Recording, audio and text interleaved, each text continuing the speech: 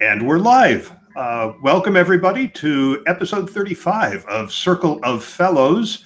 I'm Shel Holtz, Director of Internal Communications here at WebCore in San Francisco. And we have a panel of fellows today to talk about the customer experience and the role of the communicator in creating and maintaining a great customer experience. Two of those panelists are here now. We're awaiting the other two, but we'll get started.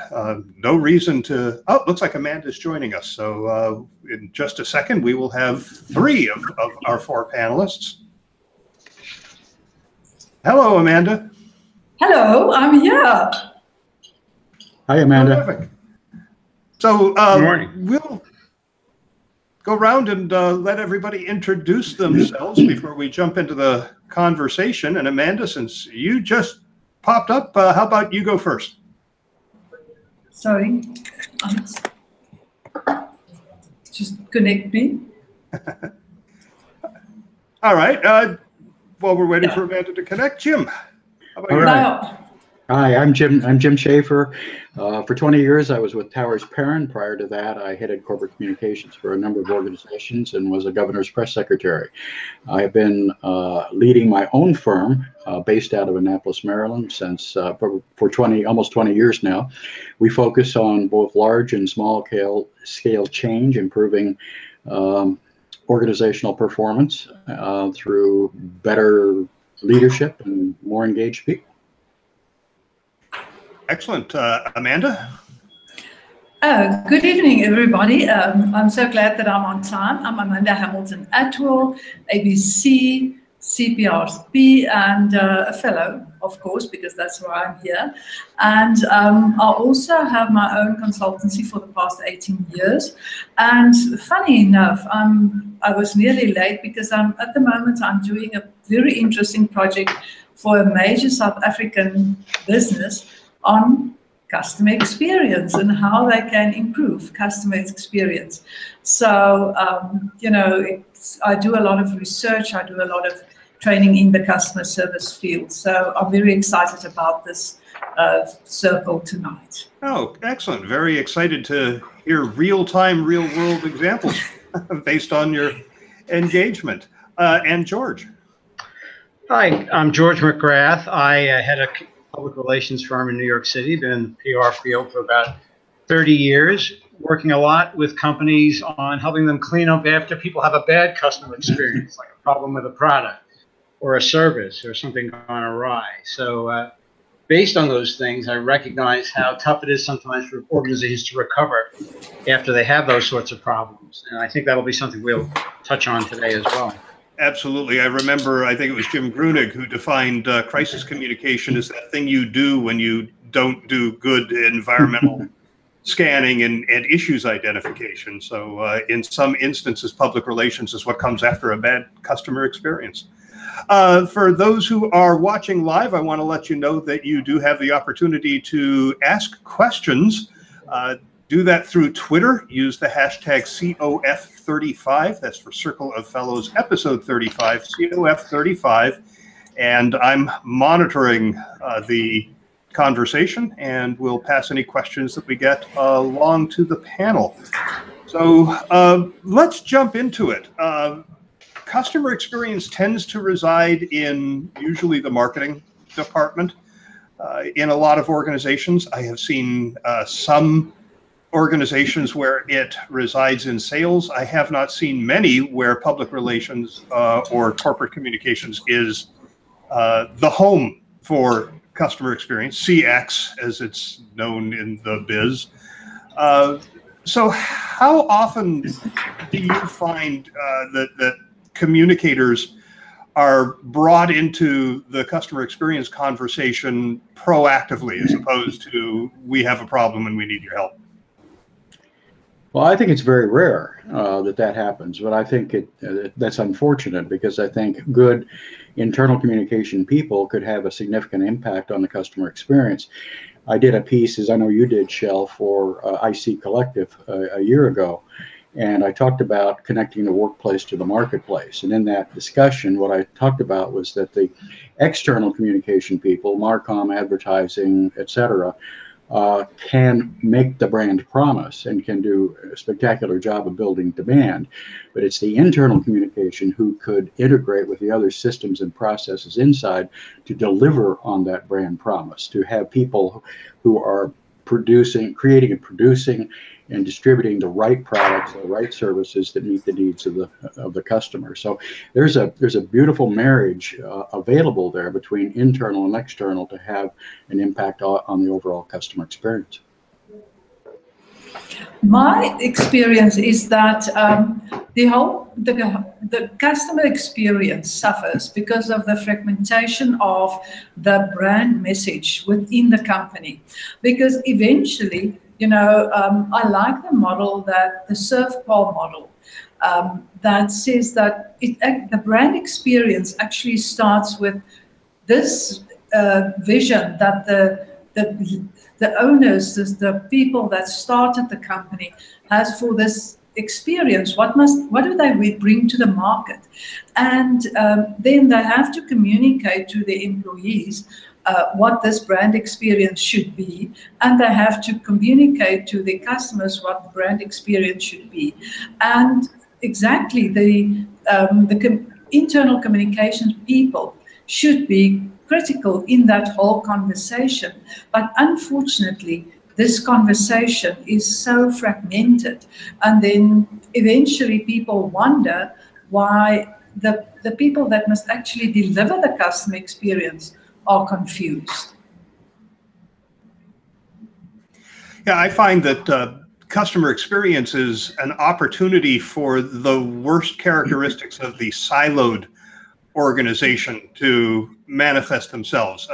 Look at customer support or tech support as an example, where they are evaluated based on how quickly they can get a customer off the phone so that they can handle other calls in the queue. And the experience isn't consistent with what the promise was during the sales cycle, for example, or some of the earlier phases of the experience. And we should probably step back for a second and define the customer experience as that cumulative impact of every time the customer touches the company.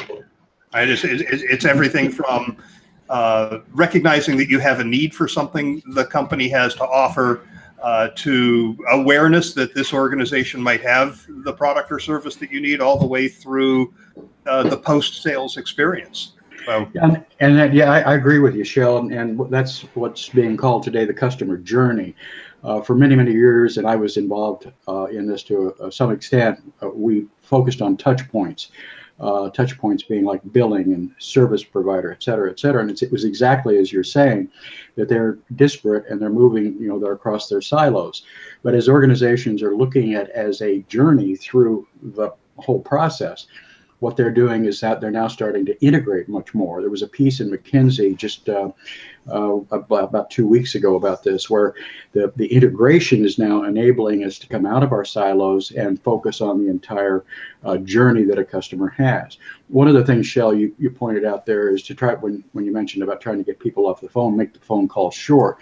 That's a problem in the goal setting, because if you look at the very good contact centers or call centers, first call resolution and handle time are the two measures. You put both of them together and you service the customer better.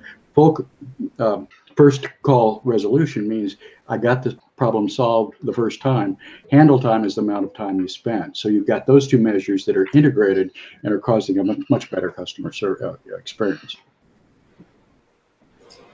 But I also feel that we should be careful not to make the customer experience the responsibility of the customer-facing people only, because my take on this is that every employee in this whole cycle, from the original idea to the customer getting the end product, every employee should understand how they contribute to the customer experience.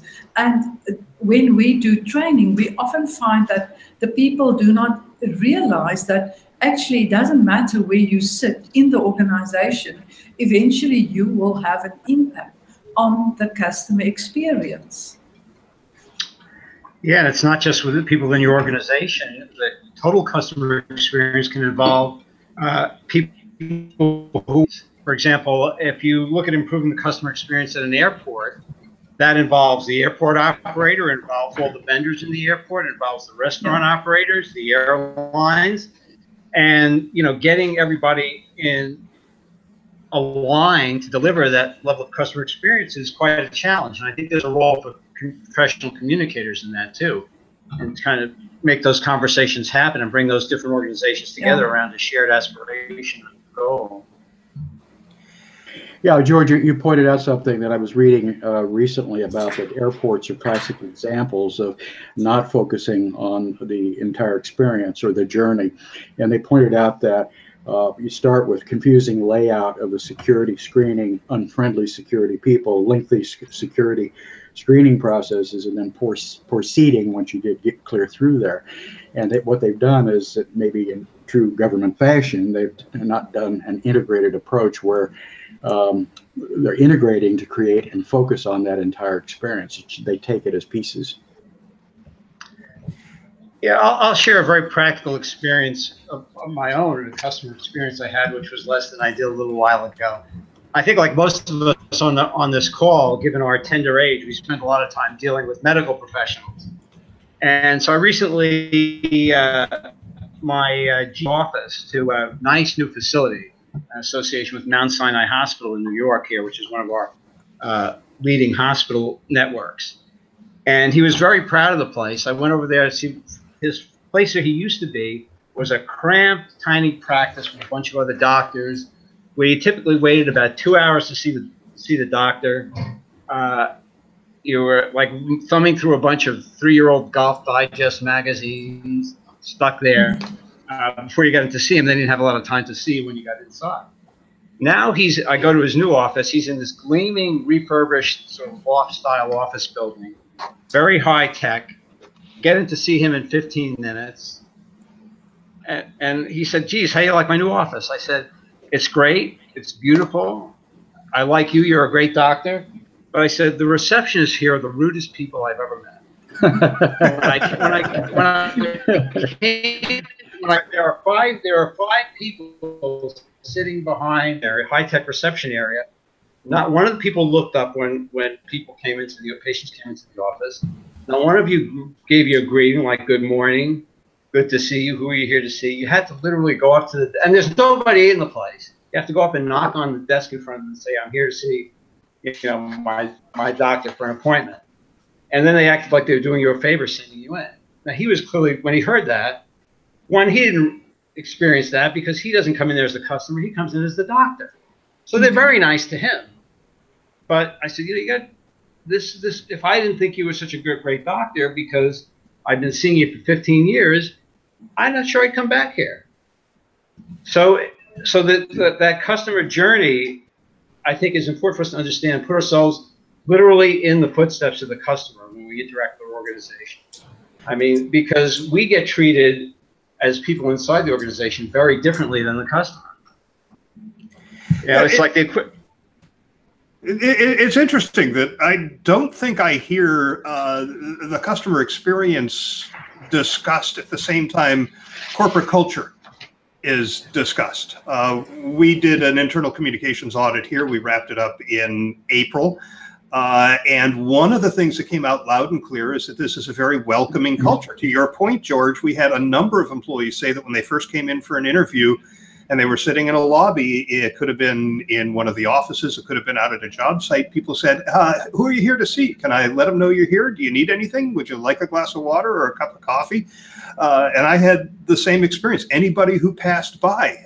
And I think, certainly customers or, partners who are coming in for the first time also have that experience and walk away feeling good about the organization. And that's culture, right? That's the way things are done around here.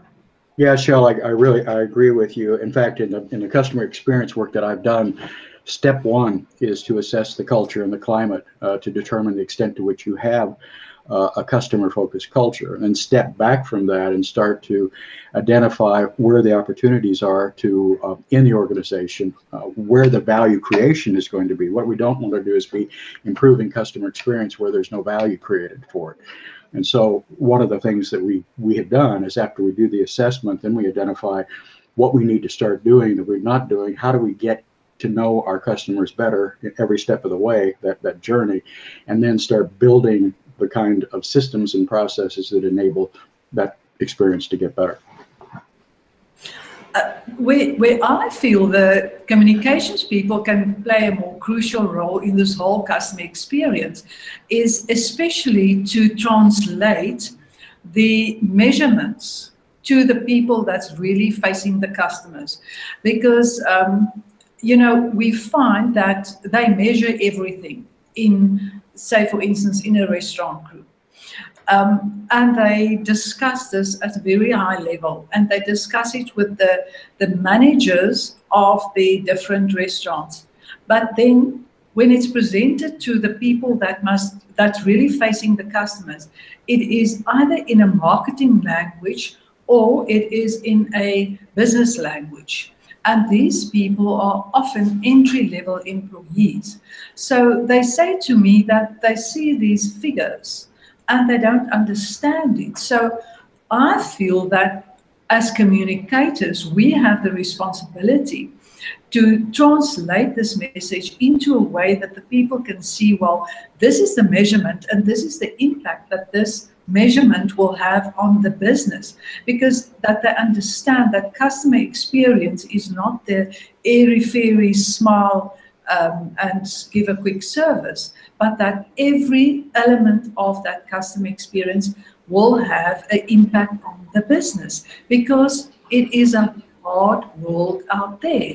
The competition is just one step behind you, or you are just one step behind the competition. So they must above all understand what is the impact of the customer experience, and it's our responsibility to enable that understanding.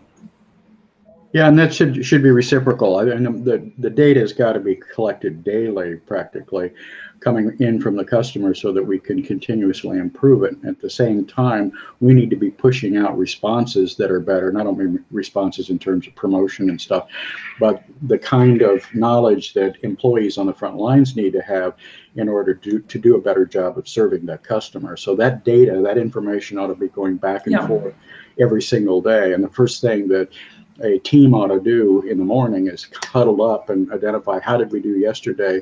What can we do to improve, in a continuous improvement mindset? Yeah. I worked at an organization where I guess the CEO had an epiphany about the customer experience. This was long enough ago that they weren't referring to it as that. But I was curious how well acquainted our employees were with the customer. Very, very few employees ever touched the customer.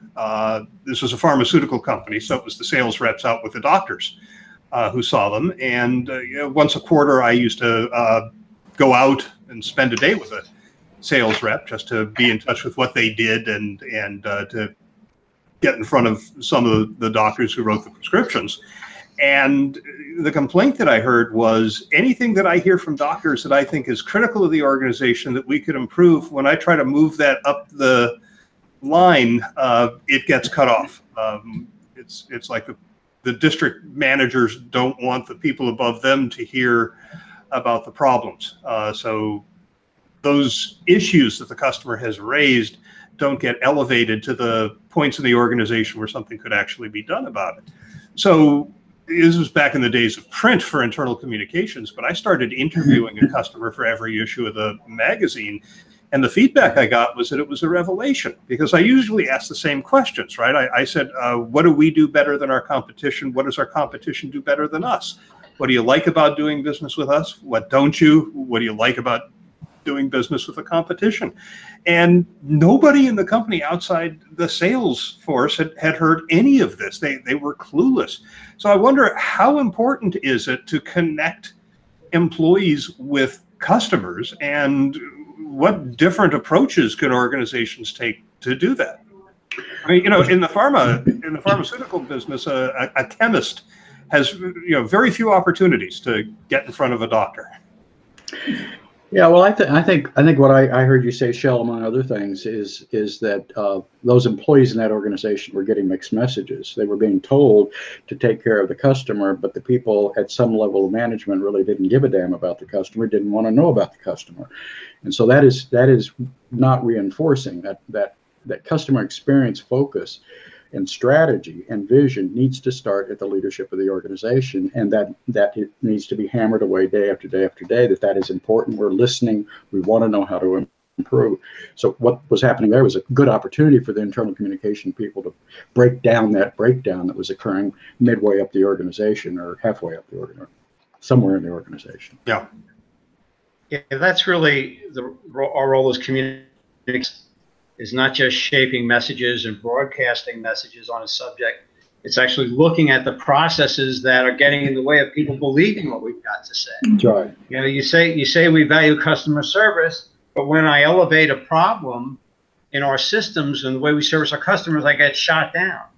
All right, say that's not important. You're focusing on the wrong metric.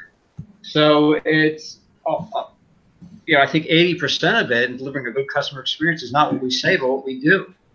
Both in how we deal with our customers and how we deal with our own people. Yeah, George, I agree with you. In fact, one of the first things that we do in creating a communication plan or strategy is start with the leadership, and we create say-do alignment. That is, when we say this, it means we will do these things as it relates to the customer experience. We're going to align our systems and processes like measurement systems, reward systems, all the other systems to make sure that it's focused on the customer experience. And oh, by the way, we're going to use our formal communication channels to reinforce it on a day-to-day basis.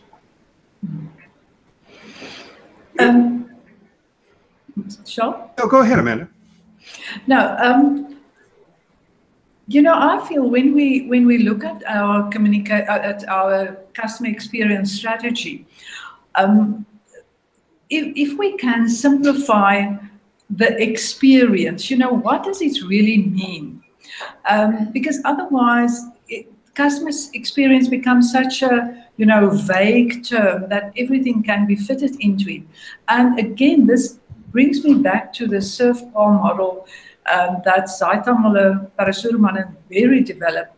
And they did a factor analysis, and I'm simplifying their findings now because that is actually what it boils down to. And they found that there are 5 things that drives a customer experience. And the first thing is what the customer will experience with their senses. The second thing is what the competence of the people that they engage with, the receptionist, the call center person. And the third thing, and when we do the training, we say, if you close your hand, what is your biggest finger? Reliability. That is, do you really do what you say? That advertisement that you have, is this really how the food looks that I get in my takeaway parcel? And then empathy. Do you understand me as a customer? Do you care for me as a customer? And the little one is time. How long does it take to get anything? And I feel as communicators, if we can structure our messages on these 5 things, and make it tangible, make it easy for the people to understand, and, make the people realize that they can evaluate the customer experience that they're creating on a continuous basis, because the measurement instrument is attached to their body. So every time you engage with a customer, you can actually ask yourself, if I have to give myself a score out of 5 on these 5 things, what would it be? What would the customer give me? I really like that. I think that the other piece of that is that the organizations who I'm familiar with who are doing that kind of rich closeness with the customer are spending an awful lot of time walking through, literally and figuratively, walking through the journey and stopping at each step in the journey. What is it that you like, dislike, how could we do this better? And as Amazon and others are moving so quickly that, now is like 15 seconds from now.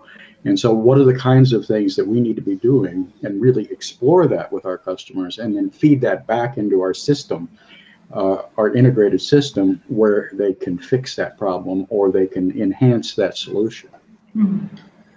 The customer journey is different for different organizations and different products. Sure. The customer journey for a tube of toothpaste is not as complex as, say, a B2B business system. And I wonder how many organizations are actually going to the lengths of mapping that journey and identifying what each of those touch points are. I mean, I was reading recently in a piece on customer experience that a lot of companies miss the external touch points, the ones that happen outside the organization. For example, user groups for software. Yeah. Well, I think organizations in general are much more sensitive to the customer journey these days, because it's so easy to get dinged on things via social media. If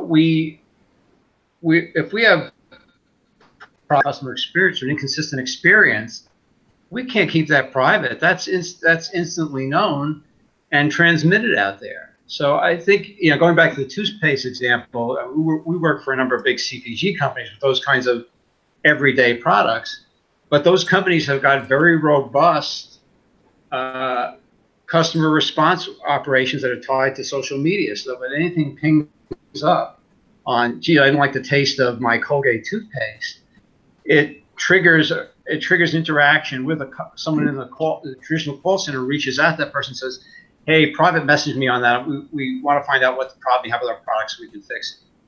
And so I think even for everyday products, people are sensitive to the fact that these days there's no place to hide.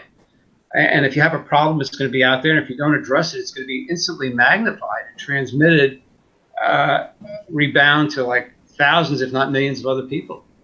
Yeah, they know what I had for dinner. Yelp tells everybody in Annapolis what I had for dinner, and TripAdvisor lets them know whether I like my hotel or not within about 10 or 15 seconds. That's right. Your journey is now being shared with everybody else, and everybody's an influencer, right? That's right. Exactly. Yeah. But, I think organizations, I agree that they're more sensitive towards this journey of the, from the starting point to the end point.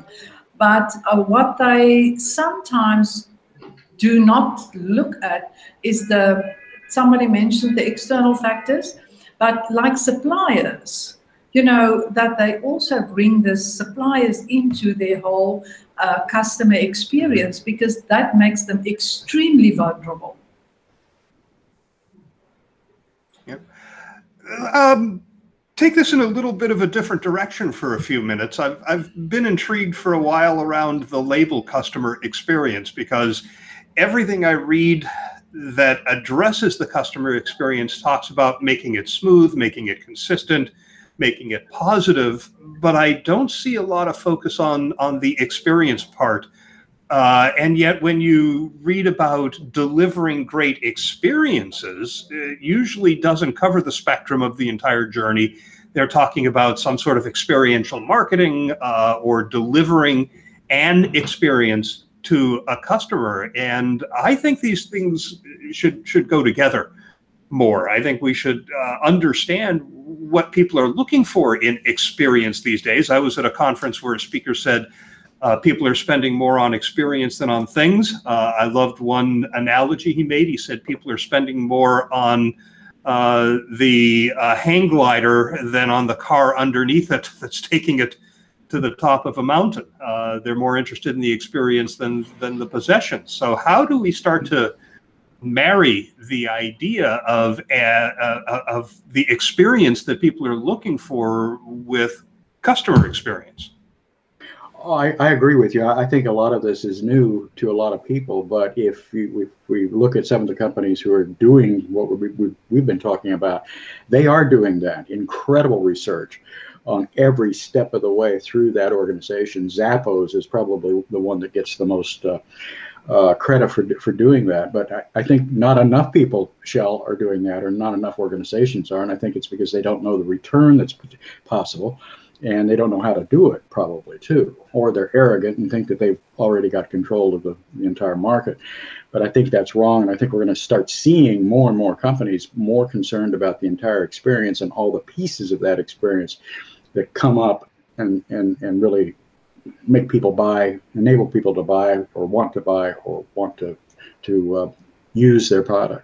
Yeah, one of the things that's top of the news, the business news a lot these days is the death of brick and mortar retail, and I've been kind of shaking my head at that for years, saying what they have to understand is if it's easy to click over to Amazon and buy something, especially on Prime Day, that to get me into the store, you have to deliver some kind of an experience. I mean, I think Toys R Us could be thriving today instead of gone. If going to the store was something that I looked forward to, that there was something that I could do there with my kids that I couldn't do online or anywhere else. And I think the entire retail business has missed this idea. I think they're trying to deliver a customer experience with friendly cashiers and the like, but they're missing really the crux of the idea of an experience.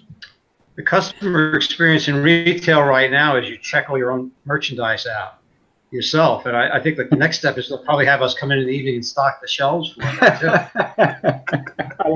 But they're not giving you any. They don't give you any choice. You go to Home Depot and buy your stuff at Home Depot. First of all, you spend like half an hour wandering around the store looking for it, trying to find someone who can direct you to the place where it is. And then when you go to, when you light one light bulb to check it out, you're waiting on a line to deal with the machine to drop it in the bag and check it out. So, that's why when I shop for hardware, I prefer to go, I still have like a little mom and pop local hardware store in my neighborhood. Go in there. He doesn't have all the selection of a Home Depot, but 75% of the stuff I need from a hardware store, he's got. He points you right to it. He'll sell you an individual bolt. If that's what, for 10 cents. And show you how to use it. Exactly. So, that's something I think retail's a whole other subject. And I come out of that field. I started out first 5 years of my communications career working in a big department store organization. 30 years ago, we had people in retail who really saw retail as theater and an experience. It looked like stores in the United States like a Bloomingdale's or a Macy's. They built a whole experience around that with food, with excitement, with fashion shows. And I think, again, as so much commerce has moved online, I think a lot of that feeling for that experience has been lost, certainly among major retailers. There's a lot of specialty stores that are doing very innovative things with that and actually integrating technology. There's one store I've read about in downtown New York, which sells an apparel store where they only have they have samples of the apparel in the store in one size. You actually go in and then in the store go online and they custom size the actual apparel to you and deliver it to you at home. So there's different experiences coming along that marry technology that are changing it. But there's definitely a lot of low-hanging fruit in retail. Most of the customer experience in retail these days is abysmal. Go ahead, Amanda. I think part of the retail that totally missed the opportunity to create this amazing customer experience is bookshops. Because, you can buy a book online from Amazon on Kindle, but it's not the same as going into a bookstore and browsing through the books, looking at them, touching them, smelling them. And I feel that, it's such a wonderful experience, and they should have optimized on that. And, I can remember many years ago, they had a space where somebody will read stories for kids, and the kids will flock into the shop and sit there and listen, and eventually put pressure on us. So we walk out with the books because it was not finished. Wonder why? So, and I think we missed that opportunity because everything must be quick, quick, quick. Get in, get out. So I think there are low-hanging fruit that still waits to be reaped.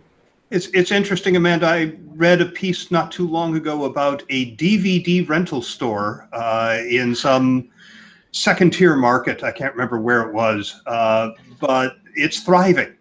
And the reason is that they only hire people to work there who are hardcore movie fans. So if somebody comes in and says, I'm looking for a good sword and sorcery movie, this staff person can talk to them for an hour about different movies. And they have events. They have groups that get together to talk. They have screening parties. They have lecturers come in, and they have built an incredibly loyal fan base that, I mean, they don't necessarily think, gee, I need to rent a DVD tonight, but they want to go in and be part of the community that has been built around this store. And of course, while they're there, they hear about something they might as well rent.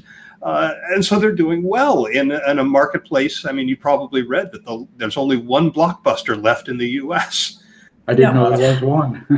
Well, there were three. There was the one that John Oliver tried to save up in Alaska by sending them Russell Crowe's jockstrap from, I think it was Cinderella Man. He bought it at auction. But no, they just closed, so they're down to one Blockbuster. But here's this little store thriving because they're catering to the customer rather than just, trying to make a go of it. But isn't that an interesting dichotomy in the modern society? That on the one hand, we want to be isolated, sitting in front of our computers, ordering everything on our computers from Amazon and wherever. But on the other hand, there is this growing need for an experience, that there are books written about the experience economy.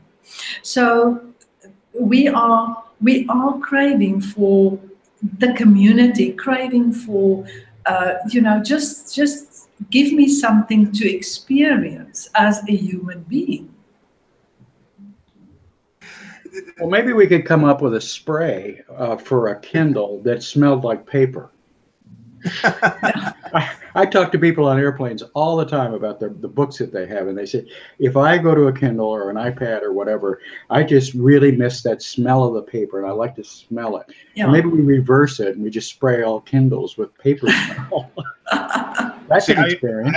I use my Kindle when I'm traveling and read a paper book on my bedside table. Yeah. Just, carrying I think this happened when I was reading Hamilton in the hardcover, and I was carrying it with me, and man, that was like 1,000 pages in hardcover. That was. I was going to say that's a weight issue, isn't it? Yes, that is a bulk issue, no question. I think getting back to the fragmentation, another issue that I made a note to talk about. Oh, and before I jump into this, I do want to let those of you who are watching live know that if you have a question or an observation, please share it via Twitter. Use the hashtag COF35, and I'll be sure to pass that along. So via Twitter, COF35 is the hashtag. There was an incident a few years back. This involved Scott Monty when he was at Ford Motor Company. It got a lot of press at the time. Where there was a guy who ran a website called the Ranger Station, and it was essentially a community of Ford Ranger owners who were big fans of their Ford Rangers. And he posted on his community board one day, the owner of the site, that he'd received a cease and desist from Ford. They were insisting that he take the board down and pay them $5,000 and turn over the domain name. Or the full weight of the Ford legal system would fall upon him. And Scott Monty was doing social media there at the time. He woke up to see people saying, this isn't good, Scott, you better deal with this. And he had to intervene. It turned out the guy was naively selling Ford Ranger decals, which were in violation of trademark, but he was able to get in between the legal department and the owner of this site to come up with a settlement so he could continue, to host this community of fans of the product. It seems to me that there are a lot of organizations that are in a big hurry to stomp on their biggest fans if they perceive there is some sort of a threat to the trademark or the copy mark, rather than reach out, figure out what's going on, and find some sort of an accommodation that allows these people to continue to foster the community of people who love the product.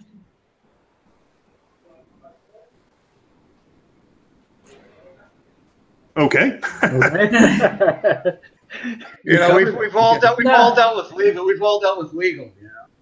Yeah. So how do you get legal on board with the idea of the customer experience? I think you can earn. Sorry, Go ahead, Amanda. I think that if you define your customer experience in a way and you protect it according to the law, then you won't have a problem. But I don't think you must, if somebody wants to say good things about your customer experience, let them do that.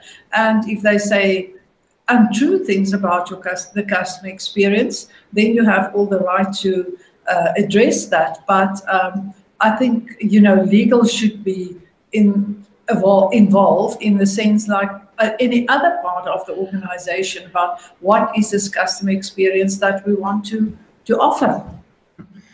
Isn't part of it making sure that everybody from legal to admins to manufacturing understands what the full customer journey is and where they fit in it and where they can lift it up and where they can smash it down? Absolutely, and that's what I was talking about earlier in the program, is that once you've established your vision and your strategy, then the entire organization needs to understand that this is where we're going and this is what we're trying to do. There is one issue, though, that could come up with communication people and this idea of customer first, and that is we've got to be careful that we balance employees with customers, or we could turn into a country club if we're taking care of our employees at the expense of the customers. If we take care of the customers, employ too much, the employee is liable to resent that. And I've seen that happen in a lot of large organizations. And what we need to be careful of is that we manage those two relationships, that customer-employee relationship, in a balanced way. And back to what you were saying, Shell, is yes, the entire organization needs to know this is where we're going. This is what we're going to be. And everybody in the organization, from the marketing people to the operations people to the people in the manufacturing plants, think this way and they act that way. Jim, I agree. And, but something that concerns me about this customer is always right approach to business is that in some of the companies that I've worked and are working now, there's also the unethical customer that will complain because the customer experience says that we will do this and this and this. So they complain and they say, but I didn't get this customer experience. So I want a refund, you must give this or this or this. And because the customer is always right, they get their way. And apparently there are delinquent customers. They do it repeatedly, but they always get away with it. So, the people delivering the customer experience must also somehow have the right to say, but, this just doesn't fly anymore. Yeah, I agree with you. There's a well-known story that I'm sure some people are familiar with. This is a Nordstrom story, the mostly clothes company. Anyway, Nordstrom, a story where they would take all kinds of returns. The customer was always right. One day a guy came in rolling his tire and said it blew out. His wife had gotten him and he wants to return it there. And they actually said, I'm sorry, we can't return. We're out of tires right now. They never sold tires. We're out of tires. We'll give you a refund. Well, that started happening so much at Nordstrom that they started saying, look, we've got to do is exactly what Amanda is saying, is there's got to be some reality that we are running a business here. Mm. Yeah. We don't sell tires. Yeah. One of the most common activities in managing customer experience is building out customer profiles, so that you know the difference between somebody over 65 who's retired and somebody who's 30 with young kids, and what they're looking for from the organization. And I read varying opinions on the value of these profiles. Do you think they're worthwhile? The people in the customer experience business think that they are, because one of the things that they talk about a lot is establishing an emotional connection with your customers and personalizing your relationship. And the more you understand them, the more you understand who they are, where they come from, the more you understand how to please them within the bounds of what you're not selling tires. But yes, I do think that that's an important part of it, as long as it doesn't get carried too far. Don't be too personal. Yeah, I agree, but and then again, I feel, my experience is if you use these 5 factors, you say, well, these different customers, how must the shop look for a customer of 30 years old to be impressive, and how must say a hospital looks for a 30-year-old person with small kids, with a kid going into hospital, than for a 65-year-old or a 85-year-old person, and then define it according to that. Because if we have a model that we can define it according to, it makes it much easier and people can understand it, because otherwise, and that's where we as communicators must come in, to say, but don't make it so difficult, so involved, that the people just look at it and say, okay, no, I can't understand it, let me go my merry way and deliver the services I used to. Yeah. I think the one thing that we need to be aware of too is the customer experience isn't really the result. It's the means toward our being a successful organization. The McKinsey report that I was reading a few weeks ago said that the redesigning the customer journeys raises customer satisfaction by 50 to 20 points, reduces cost to serve by 15 to 20 points, and boosts employee engagement by 20%. I think the thing is we can go overboard in enhancing the experience to the point where we're not getting the return that we are expected from our shareholders or our owners. Yeah. I read an interesting article in Harvard Business Review the other day that exceeding customer expectations is actually waste. Because your responsibility is to meet the customer expectations. If for a business you're exceeding it, you're putting money into something that's not going to take you anywhere. So just meet. If I want to get my burger in 5 minutes, don't put systems in place that I get it in 3 minutes, because that difference could have been spent somewhere else. And I thought that was a very interesting approach, that because we always have this, we must exceed customer expectations. And they said, no, it's waste. Meet their expectations. Yeah, exactly. And there is a point of diminishing returns, and we need to know when that is. When do we not pay one more penny to enhance the experience because there's nothing coming back? Exactly. Well, one thing we have to be sensitive to in making that calculation is that the level of expectations are changing a lot, and a lot of that's driven by disruptors in different industries. Like Uber and Lyft have changed the level of expectation. Like 10 years ago, it's just if you were running a car service company, it's like the driver got there and picked you up within like 15 minutes of your call. And Uber and the other modern car hailing services have totally changed what our level of expectations as consumers for that service. Our expectation now is that it's easy to get them over my mobile device.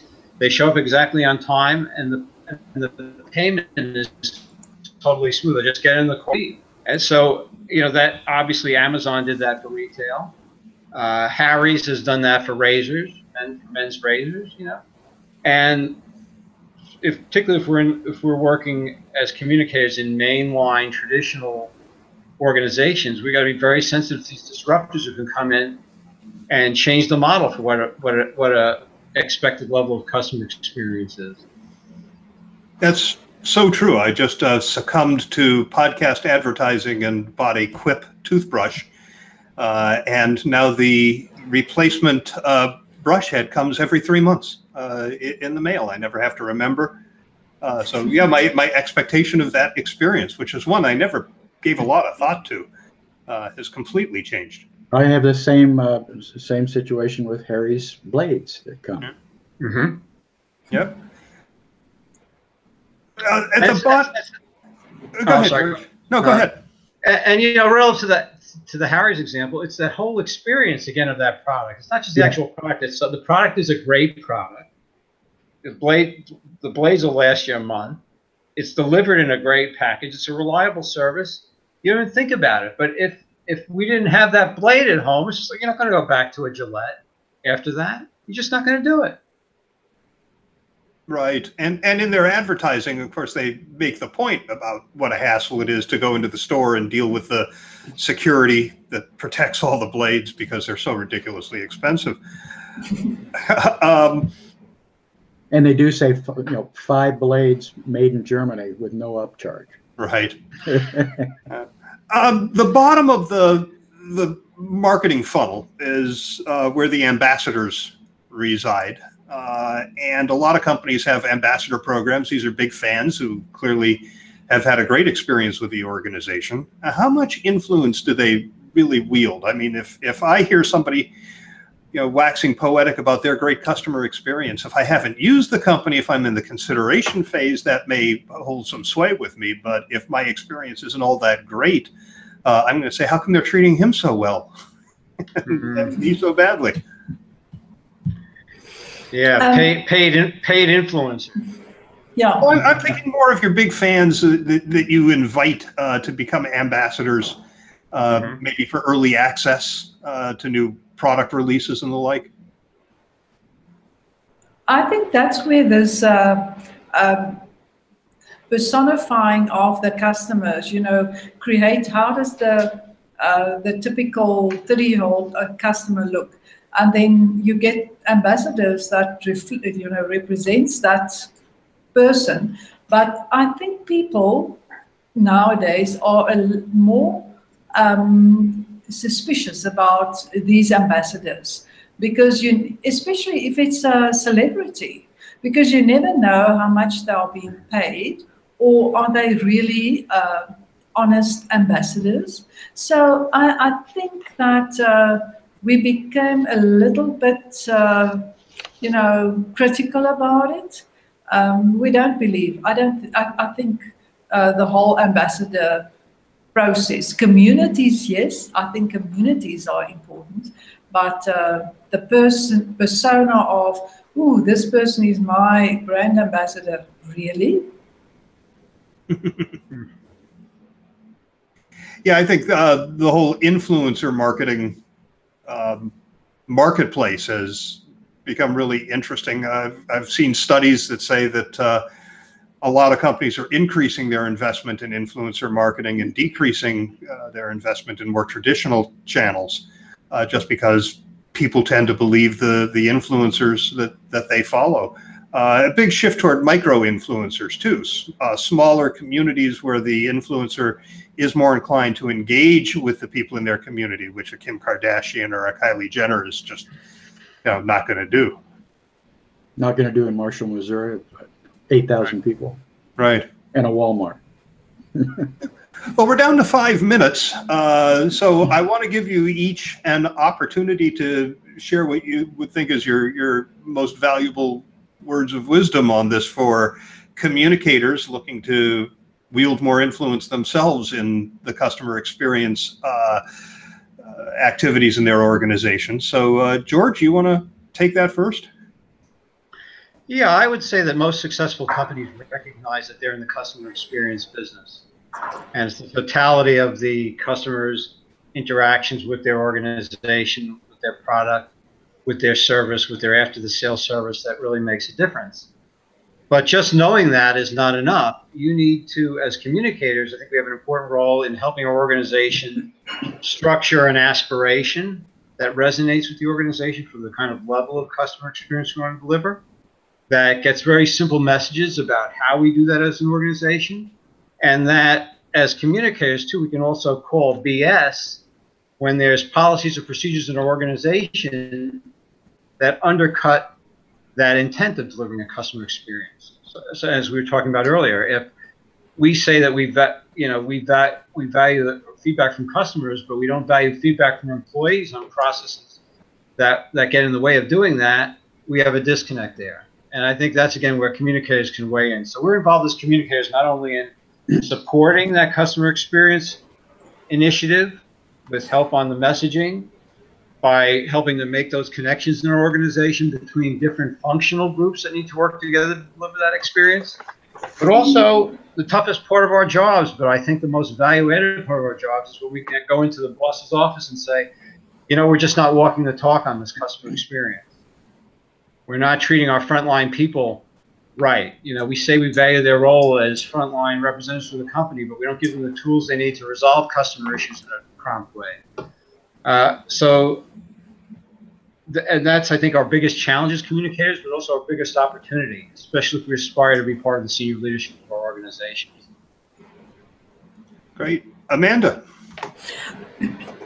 I think the role of the communications people in the customer experience is to create a conversation, but create it around an agenda and maintain the agenda that everybody have the same themes in this conversation, and make it fun and make it measurable, and celebrate customer experience in a way that people want to be engaged in it, that it's not a stick, but that it is carrot, that it makes it fun, that it makes it part of the ethos of this company.